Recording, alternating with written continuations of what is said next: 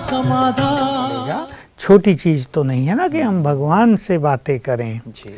उससे हमारा टेलीफोन जुड़ जाए और वो भी हमसे बातें वो भी हमसे बातें करे, उसकी हमें मदद मिलने लगे और बिल्कुल क्लियर आभास होने लगे कि वो हमारा है और वो हमारे साथ है। और जब भगवान साथ दे रहा है तो हमें डरने की कोई बात नहीं है। जब भगवान हमारा साथी बना है तो हम निश्चिंत हो गए हैं, हमारी अनेक चीज़ें वो ठीक करेगा, इसका बहुत ज़्यादा आभास हो जाता है।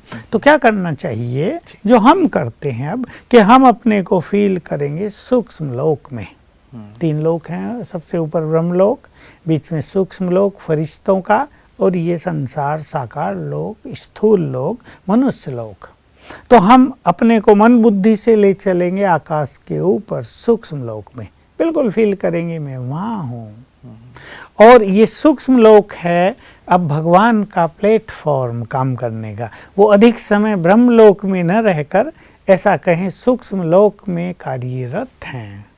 उनके लिए आना जाना तो सिंपल बात है, लेकिन वो अपना कार्य सूक्ष्म वतन से करते हैं। तो हम अपने को वहाँ फील करेंगे, सामने शिव बाबा ब्रह्मातन में हैं, इसको विजुअलाइज करेंगे और बहुत अच्छी तरह विजुअलाइज करेंगे और देखेंगे कि बाबा हमें दृष्टि दे रहे हैं। यहाँ से हम शुरू करेंगे।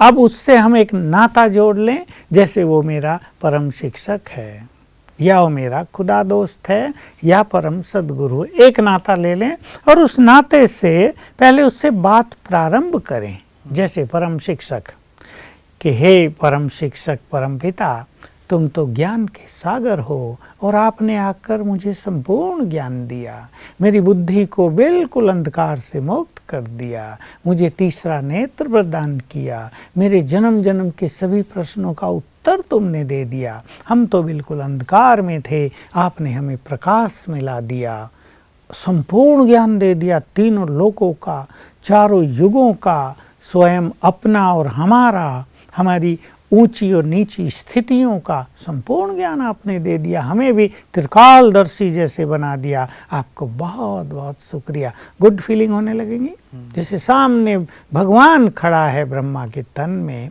और हमारी बात सुन के मुस्कुरा रहा है, हमें दृष्टि दे रहा है। पहले यहाँ से हम शुरुआत करेंगे। रही बात उसके रेस्पॉन्स आने की, इसमें उसके रेस्पॉन्स की कोई बात नहीं है। रेस्पॉन्स की हमें वहाँ ज़रूरत पड़ती है जहाँ हम कोई समस्या उनके सामने रखते हैं। मूल बात ये हाँ, अभी इसमें ये है, हमारे मन में बहुत सारे विचार उठते रहते हैं, तो हम उनसे बात करेंगे और वो हमारे मन में चलता भी रहेगा, तो डबल माइंड हो गया हमारा। इसलिए उनकी बातों को हम कैच नहीं कर पाते। लेकिन ये सत्य है कि जो कुछ हम उसे कहेंगे उसका एक सुंदर आंसर उसकी ओर से आ रहा है। अगर हम अपनी बातों को हटा लें, मैं सोचता रहता हूँ मुझे यहाँ जाना चाहिए या नहीं जाना चाहिए, जाऊँ तो अच्छा होगा, फिर कभी सोचता हूँ अरे नहीं जाएं, वहाँ ये काम बिगड़ जाए, फिर हम शिव बाबा से पूछते हैं मैं वहाँ जाऊँ, पहले मन भी बनाया हुआ न जाऊँ।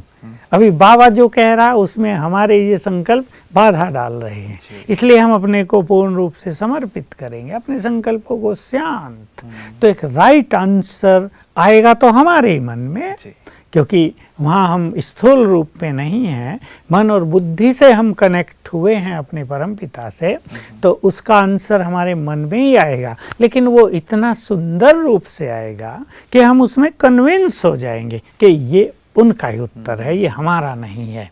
वो आएगा इस रूप से कि वहाँ डबल माइंड होगा ही नहीं कि ये मेरा है या उनका है, वो इतने फोर्स से आएगा। उत्तर आने में कितना समय लगता है? नहीं, वो सेकंड का काम कई बार ऐसा होता है कि बंदा बैठा भी रहे और प्रभु जी मौन धारण किए हुए हों, ऐसा भी तो संभव है कि 1 घंटे हो गया, 2 घंटे हो गया, कुछ तो बोलो। प्रभु जी हमारे लिए सदा ही तैयार हैं, वो हमसे वेट नहीं कराते हैं, हम बस उनके पास पहुँचें।